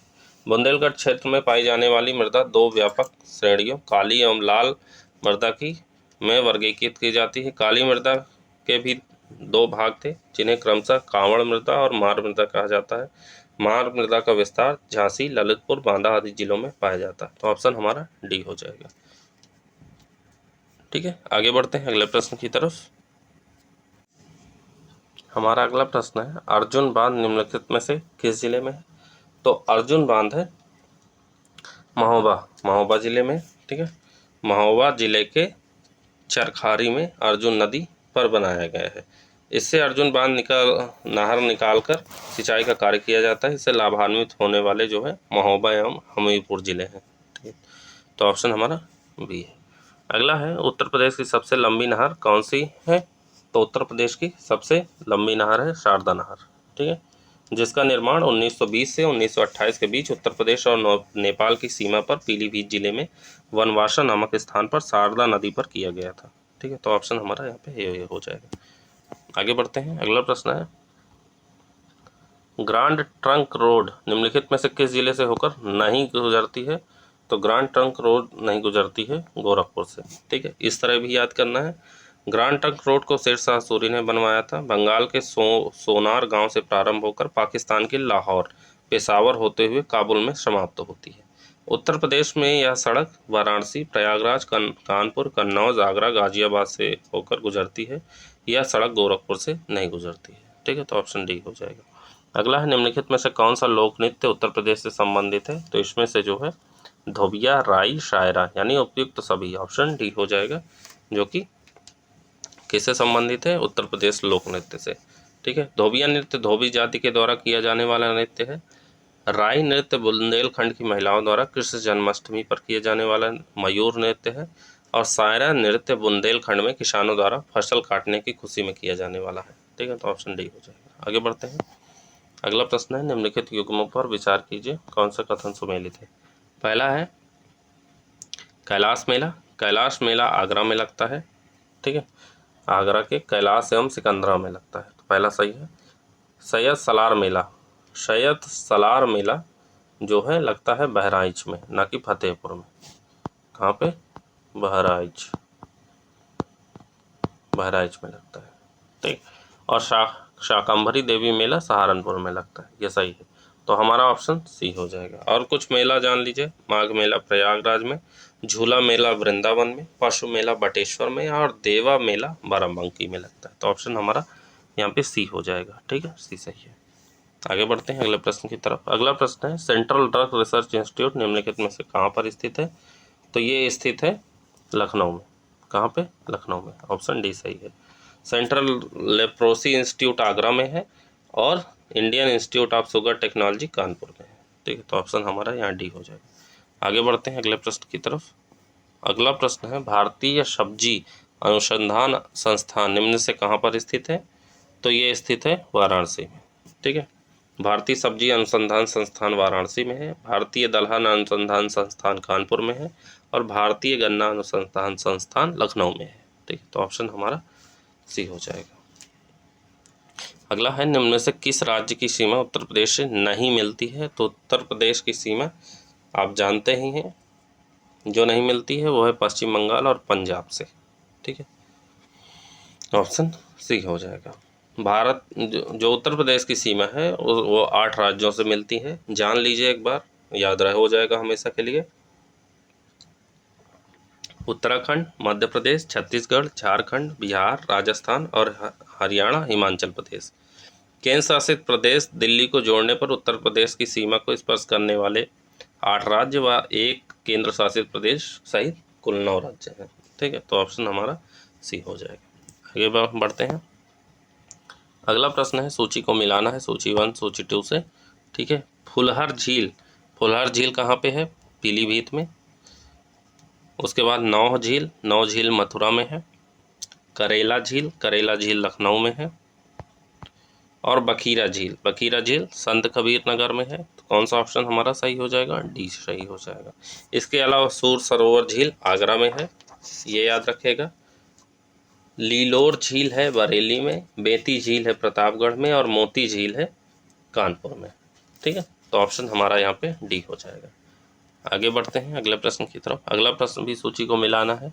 एक तरफ तटवर्ती नगर है, एक तरफ नदी दी गई है। कौन सी नदी किस नगर से बहती है? तो गोरखपुर से राप्ती नदी बहती है, मुरादाबाद से बहती है रामगंगा, प्रतापगढ़ से बहती है सई नदी, और हमीरपुर से बहती है यमुना नदी। और कौन सा ऑप्शन हो जाएगा हमारा, ऑप्शन सी सही हो जाएगा। इसके अलावा बांदा से केन, लखनऊ से गोमती, अयोध्या से सरयू और आगरा से यमुना नदी। इलाहाबाद से जानते हैं गंगा और यमुना। ठीक है, तो ऑप्शन हमारा सी यहाँ पे सही है। आगे बढ़ते हैं। अगला प्रश्न है, निम्नलिखित में से सुमेलित नहीं है। एक तरफ बांध दिया गया है, एक तरफ नदी दी गई है और पूछा है कौन सा सही सुमेलित नहीं है। तो पथराई बांध है पथराई नदी पे, मौदहा बांध है बिरमा नदी पे, माता टीला है बेतवा नदी पे। रिहंद बांध जो है वो टोंस नदी पे नहीं है, बल्कि रिहंद बांध रिहंद नदी पर ही है, रिहंद नदी पर। ठीक है, जो सोनभद्र जिले के पिपरी नामक स्थान पर स्थित है। इस बांध से जल विद्युत उत्पन्न की जाती है। ठीक है, तो ऑप्शन हमारा यहाँ पे डी सुमेलित नहीं है। आगे बढ़ते हैं। अगला प्रश्न है, निम्न कथनों पर विचार कीजिए, कौन सा कथन सत्य है। पहला है कि थारू जनजाति के लोगों में संयुक्त परिवार प्रथा प्रचलित है। बिल्कुल सही है। थारू जनजाति मुख्यतः बुंदेलखंड में निवास करती है, ये गलत है, क्योंकि थारू जनजाति मुख्य रूप से तराई क्षेत्र यानी गोरखपुर के आसपास निवास करती है। अगला है, थारू जनजाति लोग दीपावली को शोक के पर्व के रूप में मनाते हैं, ये भी सही है, तो ऑप्शन हमारा यहाँ पे डी सही हो जाएगा। इसके अलावा थारू जनजाति के लोगों में जो है बदला विवाह प्रचलित है। ठीक है, ऑप्शन हमारा यहाँ पे डी सही हो जाएगा। ठीक, आगे बढ़ते हैं अगले प्रश्न की तरफ। हमारा अगला प्रश्न है, चुनार, चुर्क, डाला इन स्थानों पर स्थापित कारखाने किस उद्योग से संबंधित है। तो ये उद्योग है सीमेंट उद्योग। कौन से उद्योग, सीमेंट उद्योग। चुनार, चुर्क तथा डाला में स्थित सभी कारखाने सीमेंट उद्योग के लिए प्रसिद्ध हैं। इन कारखानों के लिए चूना पत्थर मुख्यतः रोहतास क्षेत्र एवं कजराहट से उपलब्ध कराया जाता है, तो ऑप्शन हमारा बी हो जाएगा। आगे बढ़ते हैं अगले प्रश्न की तरफ। अगला प्रश्न है, एक तरफ उद्योग दिए गए हैं, एक तरफ केंद्र दिया गया है। कौन सा उद्योग कौन से कहाँ पे स्थापित है। तो खेल का सामान मेरठ में, टेराकोटा गोरखपुर में, कांच का सामान फिरोजाबाद में, दिया सलाई उद्योग बरेली में। तो सारे सुमेलित हैं, तो ऑप्शन हमारा बी हो जाएगा। ठीक है, आगे बढ़ते हैं अगले प्रश्न की तरफ। अगला प्रश्न है, निम्नलिखित में से सुमेलित है। एक तरफ खनिज है, एक तरफ उत्पादन दिया गया है। तो डायस्पोर महोबा में, ललितपुर में और झांसी में, पहला गलत है। बॉक्साइट चित्रकूट और वाराणसी में, दूसरा भी गलत है। डोलोमाइट सोनभद्र में, सी भी गलत है। जिप्सम हमीरपुर में, ठीक है, जिप्सम हमीरपुर में और झांसी में, और यूरेनियम ललितपुर में। ठीक, तो ऑप्शन हमारा डी यहाँ पे हो जाएगा, जो कि सुमेलित है। आगे बढ़ते हैं अगला प्रश्न की तरफ। अगला प्रश्न जो है सूची मिलाना है। रानीपुर वन्य जीव विहार चित्रकूट जिले में है। कहाँ पे है, चित्रकूट जिले में। कैमूर वन्य जीव विहार सोनभद्र जिले में है। ठीक है, कैमूर वन्य जीव विहार सोनभद्र में है। कहाँ पे है, सोनभद्र। और मिर्ज़ापुर में भी है। ठीक है, कैमूर वन्य जीव विहार मिर्ज़ापुर और सोनभद्र दोनों जगह पे है। और सुहागी बरवा वन्य जीव विहार ये है महाराजगंज में, और किशनपुर वन्य जीव विहार लखीमपुर खीरी में। तो हमारा कौन सा ऑप्शन सही हो जाएगा, ऑप्शन ए सही हो जाएगा। ठीक है, आगे बढ़ते हैं अगले प्रश्न की तरफ। अगला प्रश्न है, सूची को मिलाना है। उत्तर प्रदेश संगीत नाट्य अकादमी कहाँ है, लखनऊ में है। निराला आर्ट गैलरी प्रयागराज में है। अंतर्राष्ट्रीय रामलीला केंद्र जो है अयोध्या में, और भारतीय लोक कला परिषद वाराणसी में। तो कौन सा ऑप्शन हो जाएगा, ऑप्शन हमारा सी सही हो जाएगा। इसके अलावा प्रयाग संगीत सम्मेलन, प्रयाग संगीत समिति और उत्तर प्रदेश क्षेत्र संस्कृत केंद्र, ये तीनों जो है प्रयागराज में है। ठीक है, तो ऑप्शन हमारा यहाँ पे सी हो जाएगा। आगे बढ़ते हैं अगले प्रश्न की तरफ। अगला प्रश्न है, सूची को मिलाना है। ठीक है, एक तरफ दिया है राष्ट्रीय चर्म संस्थान, राजकीय चर्म संस्थान जो कि कानपुर में है। उत्तर प्रदेश उद्यमिता विकास संस्थान लखनऊ में है। राष्ट्रीय डेयरी अनुसंधान संस्थान करनाल में है। और इसके अलावा फूड क्राफ्ट इंस्टीट्यूट अलीगढ़ में है। ठीक है। और भाभा परमाणु अनुसंधान संस्थान ट्रॉम्बे में है। केंद्रीय औषधि अनुसंधान संस्थान लखनऊ में है। ठीक है। और उत्तर प्रदेश उद्यमिता विकास संस्थान लखनऊ में है। तो ऑप्शन हमारा यहाँ पे कौन सा सही हो जाएगा? ऑप्शन डी सही हो जाएगा। आगे बढ़ते हैं। अगला प्रश्न है, सूची को मिलाना है। सूची में एक तरफ जनजाति दी गई है, एक तरफ जनपद दिया गया है। ठीक है। कौन सी जनजाति कौन से जनपद में पाई जाती है? सहारिया पाई जाती है ललितपुर में। कहाँ? ललितपुर में। अगरिया पाई जाती है सोनभद्र में। गोंड पाई जाती है महाराजगंज में। और थारू पाई जाती है गोरखपुर में। ठीक है। इसके अलावा भुइयाँ भुनिया सोनभद्र में, बैगा सोनभद्र में, पंखा पनिका सोनभद्र में और मिर्जापुर में। ठीक है। तो कौन सा ऑप्शन हो जाएगा? ऑप्शन हमारा सी सही हो जाएगा। आगे बढ़ते हैं अगले प्रश्न की तरफ। अगला प्रश्न भी सूची को मिलाना है। एक तरफ महोत्सव है, एक तरफ स्थान। कौन सा महोत्सव किस स्थान पे मनाया जाता है? तो सुलाकुल महोत्सव आगरा में मनाया जाता है। कहाँ पे? आगरा में। कजरी महोत्सव मनाया जाता है मिर्जापुर में। कपिल महोत्सव मनाया जाता है, काम्पिल महोत्सव इसे बोलते हैं, ये मनाया जाता है फर्रुखाबाद में। और सरधाना महोत्सव मेरठ में मनाया जाता है। इसके अलावा कबीर महोत्सव मगहर यानी संत कबीर नगर में मनाया जाता है। और बुद्ध महोत्सव मनाया जाता है सारनाथ वाराणसी में। तो ऑप्शन हमारा कौन सा सही हो जाएगा? ऑप्शन डी सही हो जाएगा। आगे बढ़ते हैं अगले प्रश्न की तरफ। अगला प्रश्न भी सूची मिलाना है। एक तरफ प्राचीन नाम दिए गए हैं, एक तरफ नवीन नाम दिए गए हैं। तो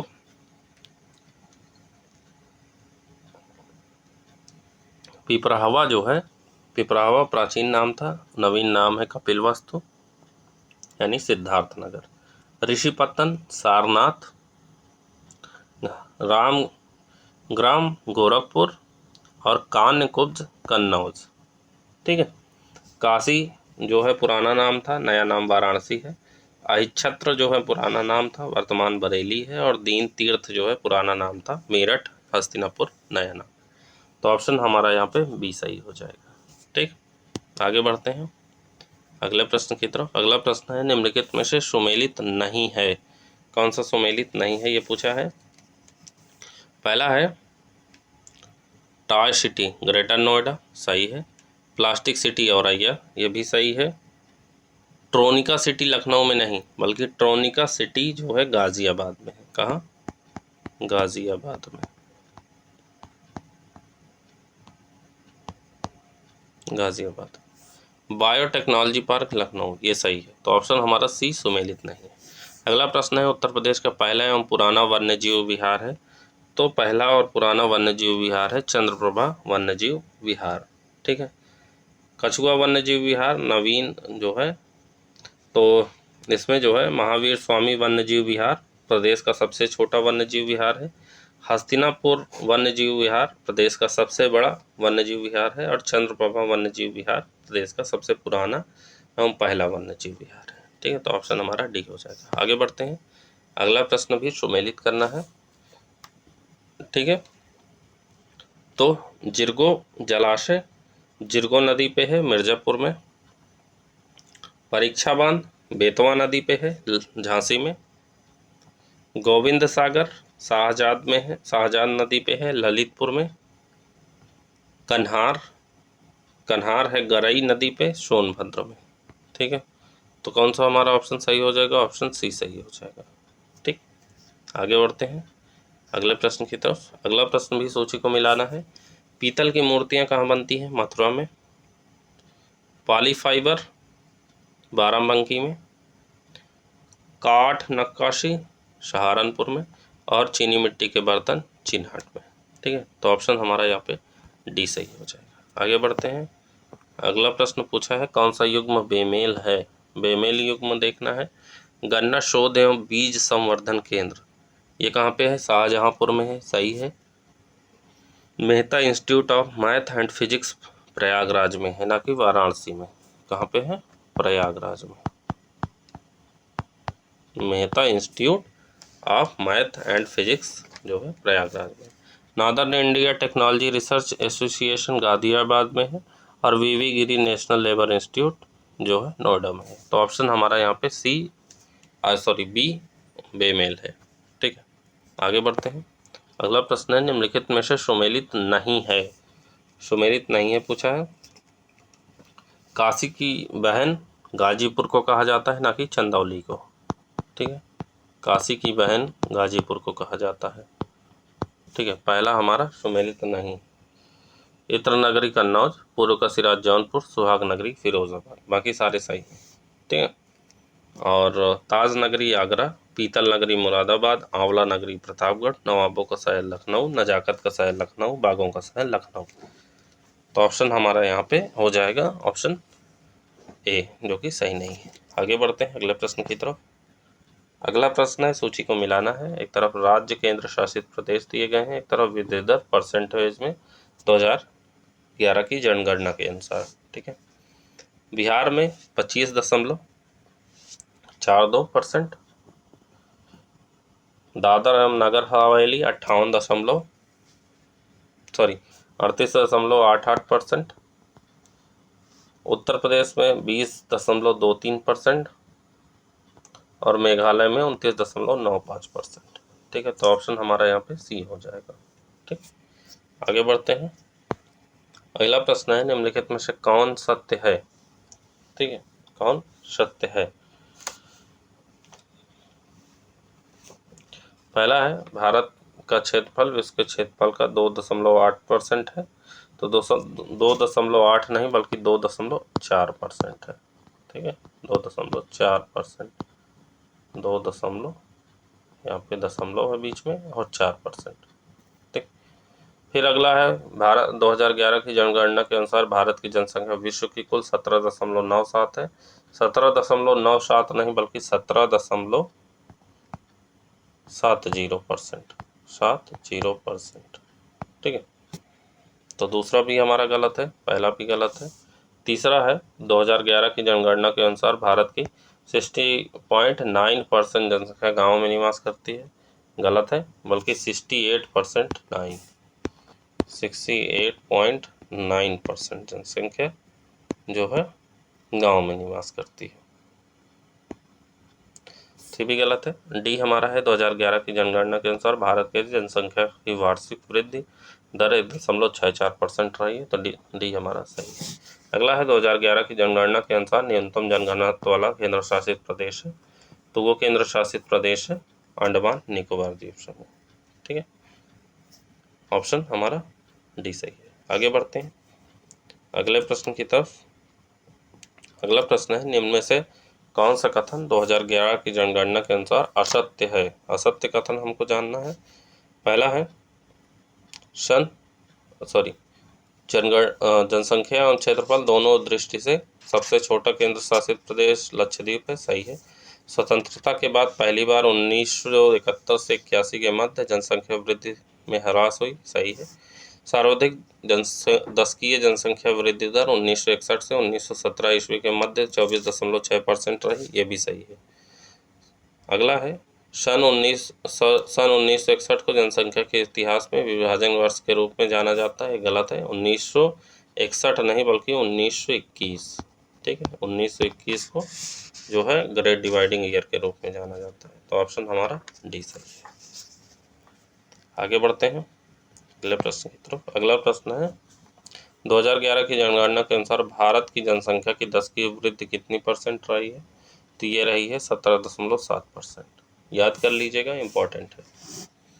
आगे बढ़ते हैं, सूची को मिलाना है। एक तरफ जो है केंद्र शासित प्रदेश दिए गए हैं, एक तरफ जनसंख्या वृद्धि दर दिए गए हैं। केरल की है 4.91%, गोवा की है 8.23%, अंडमान निकोबार की है 6.86% और लक्षद्वीप की है 6.30%। तो ऑप्शन हमारा सही हो जाएगा, ऑप्शन डी। ठीक, आगे बढ़ते हैं। अगला प्रश्न है, निम्न कथनों पर विचार कीजिए, कौन सा विकल्प सही है। ठीक है, पहला है, महानगर की जनसंख्या 10 लाख से अधिक होती है। सही है। मेगलोपोलिस शब्द का प्रयोग जीन गाटमैन ने सर्वप्रथम किया था। ये भी सही है। तो ऑप्शन हमारा सी हो जाएगा, दोनों सही है। आगे बढ़ते हैं। अगला प्रश्न है, निम्न कथनों पर विचार करें, कौन सा विकल्प सही है। पहला है,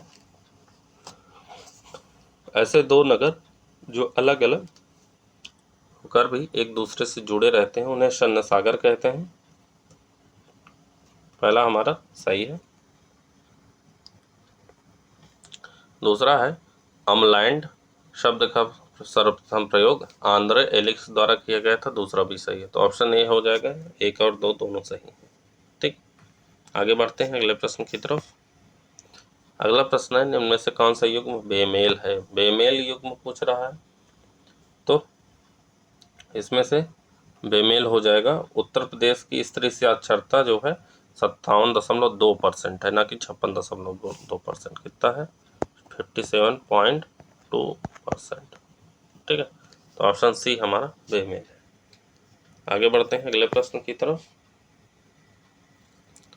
अगला प्रश्न है हमारा निम्न में से कौन सी न्यूनतम दशकीय जनसंख्या वृद्धि दर वाला जिला 2011 की जनगणना के अनुसार रहा है, तो वो रहा है हमीरपुर। कौन सा? हमीरपुर। आगे बढ़ते हैं अगले प्रश्न की तरफ। अगला प्रश्न है निम्न में से कौन सा युग्म सुमेलित है। एक तरफ जिला दिया गया है, एक तरफ जनघनत्व दिया गया है। ठीक है, कौन सा सुमेलित है ये पूछा जा रहा है। पहला है वाराणसी। वाराणसी का घनत्व है 2395। कितना है? 2395, ना कि 2923। 2395। लखनऊ का है 1816, लखनऊ सही है।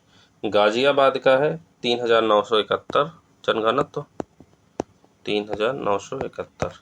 और भदोही का है 1555, ना कि 1455, 1555।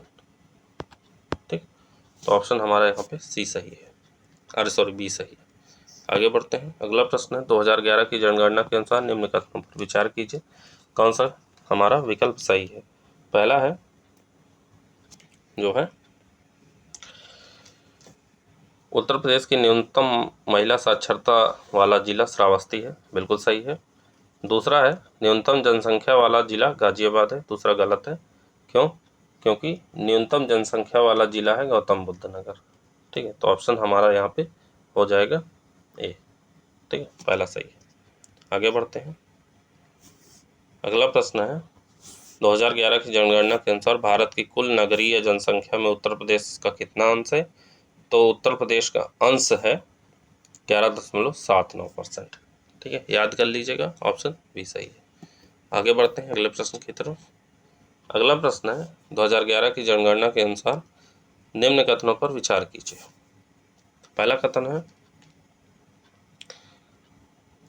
सर्वाधिक ग्रामीण एवं शहरी लिंगानुपात वाला राज्य केरल रहा, सही है। न्यूनतम ग्रामीण लिंगानुपात वाला राज्य हरियाणा रहा, यह भी सही है।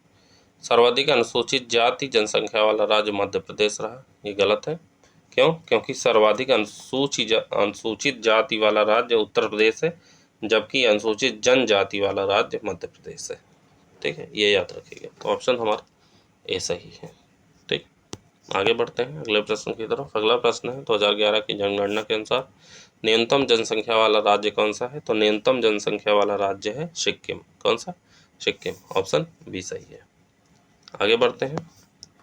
अगला प्रश्न है 2011 की जनगणना के अनुसार जनघनत्व की दृष्टि से न्यूनतम जनघनत्व वाले राज्यों का सही क्रम क्या है, तो इसमें राज्यों का सही क्रम हो जाएगा अरुणाचल प्रदेश, मिजोरम, सिक्किम, नागालैंड। ठीक है, अरुणाचल प्रदेश में 17, मिजोरम में 52, सिक्किम में 86 और नागालैंड में 119, हिमाचल प्रदेश में 123। तो ऑप्शन हमारा यहाँ पे हो जाएगा ए। अगला है निम्न में से कौन सा कथन असत्य है 2011 की जनगणना के संबंध में। ठीक है, तो पहला है सर्वाधिक जनघनत्व वाला जिला गाजियाबाद है, सही है। सर्वाधिक नगरीय जनसंख्या वाला जिला भी गाजियाबाद है, ये भी सही है। सर्वाधिक साक्षरता वाला जिला गाजियाबाद है, ये गलत है। क्यों? क्योंकि सर्वाधिक साक्षरता वाला जिला गौतम बुद्ध नगर है, जिसकी साक्षरता दर जो है 80.12% है। ठीक है, अगला है सर्वाधिक ग्रामीण जनसंख्या वाला जिला प्रयागराज में, यह सही है। ठीक, आगे बढ़ते हैं। अगला प्रश्न है 2011 की जनगणना के अनुसार निरक्षर व्यक्तियों की सर्वाधिक कमी किस राज्य में दर्ज की गई है, तो ये कमी दर्ज की गई है उत्तर प्रदेश में। कहाँ पे? उत्तर प्रदेश में। ठीक, ऑप्शन डी। आगे बढ़ते हैं। अगला प्रश्न है, पीएम युवा योजना के विषय में निम्नलिखित कथनों पर विचार कीजिए। कौन सा कथन सही है? इस योजना की शुरुआत 2020 में की गई, गलत है। इस योजना की शुरुआत जो है 29 मई 2021 को की गई। दूसरा, इस योजना का नोडल मंत्रालय युवा कार्यक्रम खेल मंत्रालय है, ये भी गलत है। क्यों? क्योंकि जो है इस योजना का नोडल मंत्रालय शिक्षा मंत्रालय के तहत उच्च शिक्षा विभाग है। ठीक, तो ऑप्शन हमारा यहाँ पे डी हो जाएगा, दोनों कथन असत्य है। आगे बढ़ते हैं। अगला प्रश्न है, निम्नलिखित में से किस अवधि के लिए नवभारत साक्षरता कार्यक्रम को केंद्र सरकार द्वारा मंजूरी प्रदान की गई? तो ये मंजूरी प्रदान की गई है 2022 से 2027 तक के लिए। ठीक है, वर्तमान में प्रौढ़ शिक्षा का नाम बदलकर सभी के लिए शिक्षा कर दिया गया है, ये याद जरूर रखिएगा। तो ऑप्शन हमारा पे बी हो जाएगा। अगला है, निम्नलिखित में से सही सुमेलित नहीं है। कौन सा सही सुमेलित नहीं है? पीएम ई विद्या योजना, इसकी शुरुआत जो है 2020 में होती है, ना कि 2021 में, सॉरी 2019 में। सार्थक पहल 2021, आयुष्मान सहकार योजना 2020, पीएम ई विद्या योजना 2020 ना कि 2019, और उन्नत भारत अभियान 2014। तो ऑप्शन सी हमारा सुमेलित नहीं है। अगला प्रश्न है, निम्नलिखित योजनाओं में कौन सा सही सुमेलित नहीं है? पहला है आहार, जो है आहार क्रांति मिशन 2021 सही है। राष्ट्रीय पोषण मिशन का शुभारंभ जो है 2018 में होता है, ना कि 2022 में। 2018 में राष्ट्रीय पोषण मिशन, तो भी गलत है। प्रधानमंत्री जन आरोग्य योजना सेहत 2020 में, और वरिष्ठ पेंशन बीमा योजना 2017 में, ये भी सही है। तो ऑप्शन बी हमारा सुमेलित नहीं है। आगे बढ़ते हैं अगले प्रश्न की तरफ। अगला प्रश्न है, केंद्र सरकार द्वारा आजीविका और उद्यम के लिए वंचित व्यक्तियों की सहायता के लिए स्माइल योजना कब शुरू की गई? तो स्माइल योजना की शुरुआत 2022 में की गई। ठीक है, यह योजना ट्रांसजेंडर समुदाय और भीख मांगने वाले लोगों को कल्याणकारी उपाय प्रदान करने के लिए तैयार की गई। इस योजना में भीख मांगने वाले लगे व्यक्तियों के लिए व्यापक पुनर्वास व्यवस्था की बात की गई है। तो ऑप्शन हमारा यहाँ पे सी हो जाएगा। आगे बढ़ते हैं। अगला प्रश्न है, अग्निपथ योजना के विषय में निम्नलिखित कथनों पर विचार कीजिए। पहला है, यह योजना 2022 में शुरू की गई, बिल्कुल सही है। दूसरा है, इस योजना के तहत केवल थल सेना में सैनिकों की भर्ती का प्रावधान है, गलत है। तीनों सेनाओं में भर्ती का प्रावधान है। तीसरा है, इस योजना के तहत भर्ती किए गए सैनिकों को अग्निवीर कहा जाएगा, ये सही है। तो ऑप्शन हमारा यहाँ पे सी हो जाएगा। इन सैनिकों की अवधि कुल 4 वर्ष की होगी। इस योजना के तहत 17.5 से 23 वर्ष की आयु के उम्मीदवार आवेदन के पात्र होंगे। ठीक है, तो ऑप्शन हमारा सी हो जाएगा। आगे बढ़ते हैं। अगला प्रश्न है, सितंबर 2020 में शुरू की गई योजना मिशन कर्मयोगी का उद्देश्य है। तो मिशन कर्मयोगी का उद्देश्य है सभी स्तरों पर अधिकारियों और कर्मचारियों की भर्ती के बाद उनके प्रशिक्षित तंत्र को उन्नत करना। ठीक है, ऑप्शन सी सही है। ठीक, ऑप्शन सी सही। आगे बढ़ते हैं अगला प्रश्न की तरफ। अगला प्रश्न है, जुलाई 2022 में केंद्र सरकार द्वारा शुरू की गई नमस्ते योजना निम्नलिखित में से किसके लिए शुरू की गई थी? तो नमस्ते योजना सफाई कर्मचारियों की सुरक्षा के लिए शुरू की गई थी। ठीक है, तो ऑप्शन हमारा सी हो जाएगा। आगे बढ़ते हैं अगले प्रश्न की तरफ। अगला प्रश्न है, निम्नलिखित में से सही सुमेलित नहीं है। प्रधानमंत्री कृषि सम्मान निधि जो है, इस योजना की शुरुआत 2019 में होती है, ना कि 2017 में। 2019 फरवरी में। ठीक है, प्रधानमंत्री फसल बीमा योजना 2016, प्रधानमंत्री किसान सम्मान निधि जो है योजना 2019, प्रधानमंत्री किसान मानधन योजना 2019, और प्रधानमंत्री मत्स्य संपदा योजना 2020 में। ठीक, तो ऑप्शन हमारा यहाँ पे बी हो जाएगा। अगला प्रश्न है, स्टार्टअप इंडिया सीड फंड योजना कब शुरू की गई? तो ये शुरू की गई थी 2021 में। स्टार्टअप इंडिया सीड फंड योजना की शुरुआत 2021 में की गई। इस योजना को स्टार्टअप इंडिया पहल के 5 वर्ष पूरे होने के उपलक्ष्य में आरंभ किया गया। इस योजना का उद्देश्य स्टार्टअप के प्रोटोटाइप का विकास, प्रूफ और कॉन्सेप्ट उत्पाद परीक्षण, बाजार में प्रवेश हेतु वित्तीय सहायता प्रदान करना है। तो ऑप्शन हमारा यहाँ पे डी हो जाएगा। आगे बढ़ते हैं अगले प्रश्न की तरफ। अगला प्रश्न है, मार्च 2022 में शुरू की गई रैंप योजना के विषय में निम्नलिखित कथनों पर विचार कीजिए। रैंप योजना के बारे में पूछा जा रहा है, कौन सा कथन सही है। ठीक है, पहला है, क्या सूक्ष्म लघु और मध्यम उद्योगों को बढ़ावा देने की योजना है। सही है। इस योजना की घोषणा बजट 2022-23 में की गई थी। ये भी सही है। इस योजना को विश्व बैंक की भी सहायता प्राप्त है। ये भी सही है। तो ऑप्शन हमारा यहाँ पे डी हो जाएगा। तीनों हमारे सही हैं। ठीक है, रैंप योजना सूक्ष्म लघु और उद्यम उद्योगों को बढ़ावा देने के लिए शुरू की गई है। इस योजना की घोषणा बजट 2022-23 में की गई। कोविड-19 महामारी के कारण जो समस्या उत्पन्न हुई, उस चुनौतियों से निपटने के लिए इस योजना को विश्व बैंक की सहायता से शुरू किया गया है। ठीक है, तो ऑप्शन हमारा यहाँ पे डी हो जाएगा। अगला प्रश्न है, राष्ट्रीय मुद्रीकरण पाइपलाइन योजना कब शुरू की गई। तो इसकी शुरुआत होती है 2021 में। राष्ट्रीय मुद्रीकरण पाइपलाइन योजना 23 अगस्त 2021 को केंद्रीय वित्त मंत्री निर्मला सीतारमण द्वारा शुरू की गई। यह योजना केंद्रीय मंत्रालय और सार्वजनिक क्षेत्र के उपक्रमों की आधारभूत परिसंपत्तियों में मुद्रीकरण से संबंधित है। इस योजना में परिसंपत्ति मुद्रीकरण के लिए शीर्ष 3 क्षेत्र रेलवे, हवाई अड्डा और कोयला खनन क्षेत्र को पहचाना गया है। तो ठीक है, ऑप्शन सी सही है। आगे बढ़ते हैं। अगला है, अप्रैल 2022 में केंद्र सरकार द्वारा शुरू की गई स्वनिधि से समृद्धि योजना किसके लिए शुरू की गई है। तो ये शुरू की गई है स्ट्रीट वेंडर और उनके परिवारों के लिए। किसके लिए? स्ट्रीट वेंडर और उनके परिवार। अप्रैल 2022 में शुरू की गई स्वनिधि से समृद्धि योजना स्ट्रीट वेंडर और उनके परिवारों को सुरक्षा देने के लिए योजना है। यह कार्यक्रम देश भर में लाखों रेहड़ी पटरी वालों और उनके परिवारों को सामाजिक सुरक्षा प्रदान करने में सफल रहा। तो ऑप्शन बी हो जाएगा। अगला है, पर्यावरण और पारिस्थितिकी से संबंधित नगर वन योजना कब शुरू की गई। तो नगर वन योजना की शुरुआत की गई 2022 में। ठीक है, इस योजना का नोडल मंत्रालय पर्यावरण एवं वन एवं जलवायु परिवर्तन मंत्रालय है। इस योजना का उद्देश्य अगले 5 वर्षों में देश भर में 200 शहरी वन विकसित करना है। ऑप्शन हमारा सी हो जाएगा। ठीक, आगे बढ़ते हैं। अगला प्रश्न है, चीता पुनर्वास परियोजना के विषय में कथनों पर विचार कीजिए। सही कथन कौन सा है। तो पहला कथन है, इस योजना को सितंबर 2022 में शुरू किया गया। सही है। इस योजना के अंतर्गत लाए गए चीतों को कुनो टाइगर रिजर्व में छोड़ा गया। ये भी सही है, दोनों सही है। ठीक है, तो हमारा ऑप्शन जो है सी हो जाएगा। अच्छा, कुनो टाइगर रिजर्व है कहाँ है। तो कुनो टाइगर रिजर्व मध्य प्रदेश में है। ठीक है, यहाँ 8 चीतों को लाया गया था। अगला प्रश्न है, उत्तर प्रदेश सरकार द्वारा शुरू की गई पंचामृत योजना निम्नलिखित में से किसके लिए शुरू की गई है। तो ये शुरू की गई है गन्ने उपज बढ़ाने के लिए। ठीक है, गन्ना उपज बढ़ाने के लिए पंचामृत योजना की शुरुआत हुई है। हमारा अगला प्रश्न है, निम्नलिखित में से सही सुमेलित नहीं है। पूछ रहा है सही सुमेलित नहीं है। तो पहला है, प्रधानमंत्री सुरक्षा बीमा योजना 2015 में शुरू किया गया, जानते ही हैं, सही है। श्रमेव जयते कार्यक्रम 2014 में, ये भी सही है। राष्ट्रीय स्वास्थ्य मिशन 2005 में, ये भी सही है।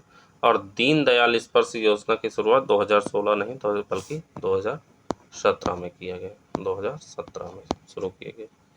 ठीक है, और जो है दीनदयाल योजना है क्या। तो दीनदयाल योजना टिकट को संग्रह के प्रोत्साहन देने के लिए शुरू की गई है। यह योजना डाक टिकटों के प्रति अभिरुचि और इस क्षेत्र में शोध कार्य के प्रचार प्रसार हेतु पूरे भारत में स्कूली बच्चों के लिए छात्रवृत्ति योजना है। ठीक है, तो ऑप्शन हमारा यहाँ पे डी हो जाएगा। आगे बढ़ते हैं।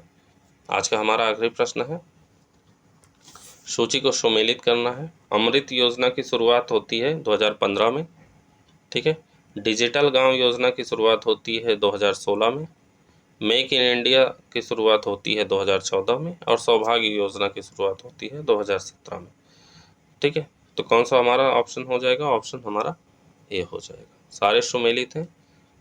ठीक है, तो ये रहे आज के हमारे 150 प्रश्न। चौथा टेस्ट था, 5वां टेस्ट जल्दी आएगा। ठीक है, तो मिलते हैं अगले वीडियो में। तब तक के लिए जय हिंद, जय Bharat. Thank you so much.